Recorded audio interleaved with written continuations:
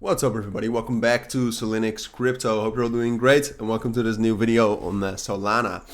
I wanted to do a quick video on that, just giving you my thoughts on that, doing a full update. I'll give you some interesting trade ideas and just in general some possibilities for Solana and what I expect that's going to happen. On Solana I actually do have quite a clear opinion. I mean, I don't really have a clear opinion on Bitcoin and stuff right now.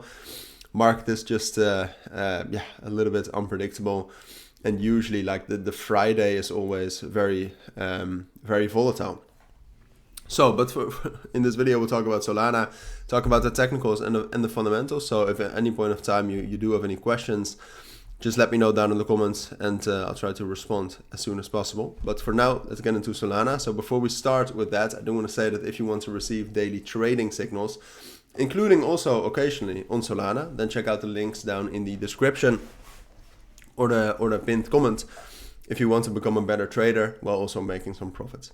But now on to Solana. So what I always like to do is take a look at some network statistics.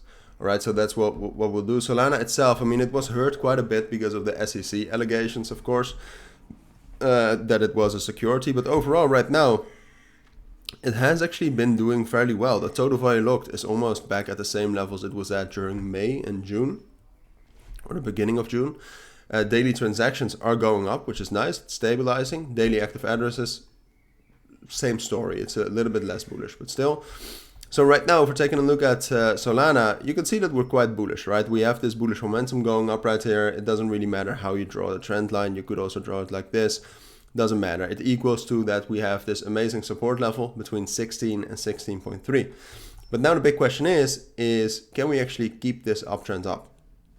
Because that's actually more difficult than you might think. I mean, right now, we found resistance at the 17.5 and 0.5 FIB level, which is a pretty strong level, like a psychological level, but also a strong technical level. And right now, I would say that this level, purely technically, is strong enough to actually let us break above 17.5 and get up to our next level, or next resistance level, around 18.7.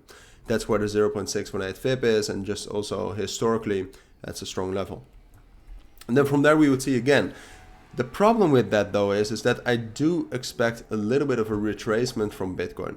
And the moment that Bitcoin actually retraces down to, for example, 28,700, which would still make Bitcoin very bullish, that would not mean the same for Solana. Solana would then probably drop down all the way to like 15.5.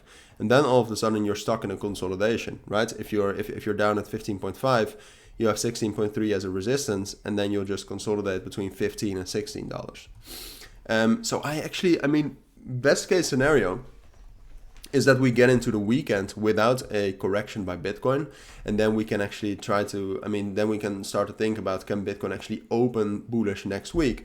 But then you have the same kind of problem, is that if you want to find support at a support level like this with those EMAs and with the break retest of the Fibonacci and the trend line, you need volume.